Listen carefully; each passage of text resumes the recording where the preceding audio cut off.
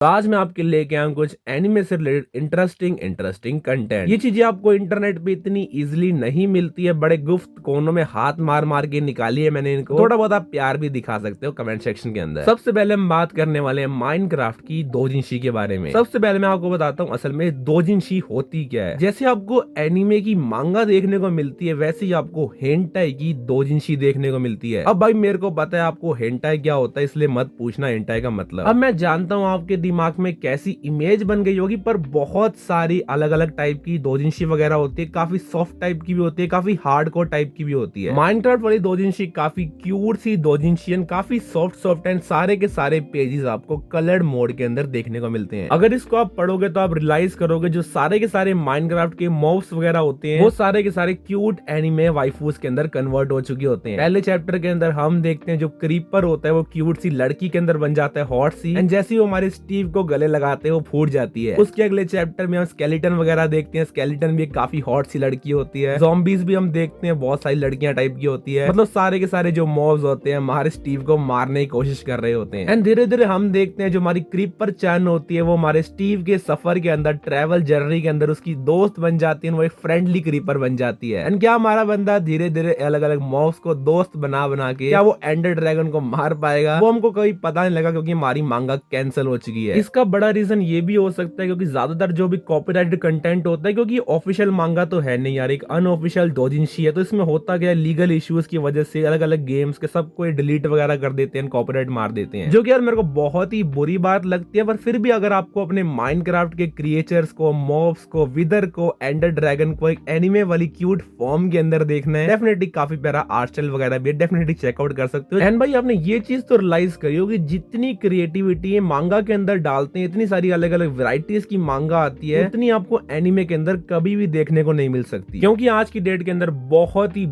ही कम मांगा का आपको एनिमे देखने को मिलता है। जो एनिमे स्टूडियोज वाले होते हैं वो बहुत सारी चीजें देखते हैं, सिर्फ और सिर्फ पॉपुलर मांगा को अडेप्ट करते हैं। एनिमे भी तो एक तरह से बिजनेस ही तो है, इसलिए डेफिनेटली वो प्रॉफिट में रहना प्रेफर करते हैं। माइनक्राफ्ट के अलावा मेरे को एक इससे भी इंटरेस्टिंग क्यूट सी वेब कॉमिक देखने को मिली है जिसका नाम है कॉकरोच चान। बेसिकली भाई ये स्टोरी कॉकरोच के बारे में है। जी हाँ, कॉकरोच जो इंसेक्ट होते हैं सबसे बेकार लगते हैं मेरे को, कभी भी घर में दिख जाए पकड़ के मारने का मन करता है, जहाँ भी आए गंद फैला देते हैं भाई बीमारियां। पर इस एनिमे को देख के मेरे को कॉकरोच से प्यार हो गया। इसकी जो मेन कैरेक्टर होती है वो एक कॉकरोच होती है, क्यूट सी छोटी सी एनिमे वाइफू टाइप की होती है। भाई इतनी क्यूट होती है भाई, इसको देखने में इतना मजा आता है। जो भी सारी कॉकरोच वाली हैबिट्स वगैरह होती है, कहीं भी घुस जाएंगे, कुछ भी खाने लग जाएंगे, अगर उनको पलट दोगे कॉकरोच को आप तो रोने लग जाएंगे। मतलब यार ऐसे थोड़ी होते हैं कॉकरोच यार। जब ऐसी कुछ वेब कॉमिक्स वगैरह को पढ़ता हूँ ना मैं तभी बोलता हूँ इनका एनिमे तो भाई कभी नहीं आएगा, पर यार ये पढ़ने में जो मजा आता है भाई इट्स अ 10 on 10 एक्सपीरियंस। चलो आपको एक एक्चुअल में स्टोरी वाली मांगा के बारे में बताता हूँ जिसका नाम है ओलंपिया ऑफ इनफिडेलिटी। भाई इन्होंने भारी अंग्रेजी यूज करी है, इसका मतलब चीटिंग होता है। इसकी जो स्टोरी है कहीं पार्ट पे आपको सैड सी लग सकती है, कहीं पार्ट पे फनी भी लग सकती है, पर काफी एक इंटरेस्टिंग मांगा है ये। होता क्या, इसका जो हमारा मेन कैरेक्टर है वो एक अंकल टाइप का मेन कैरेक्टर है, उसकी शादी भी हो रखी है, उसकी एक बच्ची भी हो रखी है जो 16 साल की है। एंड भाई आप बंदे को ब्लेम नहीं कर सकते, हमारे भाई का जो पेट है वो बाहर निकला होता है। भाई इतनी उम्र के बाद इतनी बड़ी जब आपकी बच्ची हो जाए, आपके इतनी रिस्पॉन्सिबिलिटीज वगैरह होती हैं, आप जॉब करते हो डेली, भाई कहाँ फिटनेस का टाइम मिलता है आपको। हमारे मेन कैरेक्टर अंकल को कहीं भी इज्जत नहीं मिलती है, हमारी जॉब के अंदर भी इज्जत नहीं मिलती उसको घर के अंदर उसकी बीवी भी इज्जत नहीं देती, उसकी बेटी भी उसको इज्जत नहीं देती, सब लोग उसको बुड्ढा बुड्ढा करके ट्रीट करते हैं। डेफिनेटली ये बात तो मैंने भी सुनी है, जितना बंदे को आप उसको बुड्ढा बुड्ढा बोलोगे उसको उतना ही बुड्ढा बुड्ढा फील होगा। एक दिन बेचारा वो नौकरी करके अपने घर आ रहा होता है, वो देखता है उसकी वाइफ के फोन के अंदर वो अपने कोवर्कर से रात को मिस्ड कॉल होती है उसके फोन के अंदर। मतलब भाई हमारे मेन कैरेक्टर को लगता है कोई चांस हो सकता है उसकी वाइफ उस पर चीट कर रही हो, क्योंकि भाई बहुत ही खतरनाक बात है भाई, अपने शादी कर ली, इतनी बड़ी लड़की हो गई आपकी, एंड मतलब भाई इस मोमेंट पे चीटिंग करना मतलब भाई घर को बर्बाद करने वाली बात है। एंड हमारे बंदे की शक्ल वैसे ठीक ठाक शक्ल है, अंकल की इतनी बुरी शक्ल नहीं है। अब होता क्या, अगले दिन जब हमारा अंकल ऑफिस में जाता है, वो बेचारा मदद कर रहा होता है अपनी कोवर्कर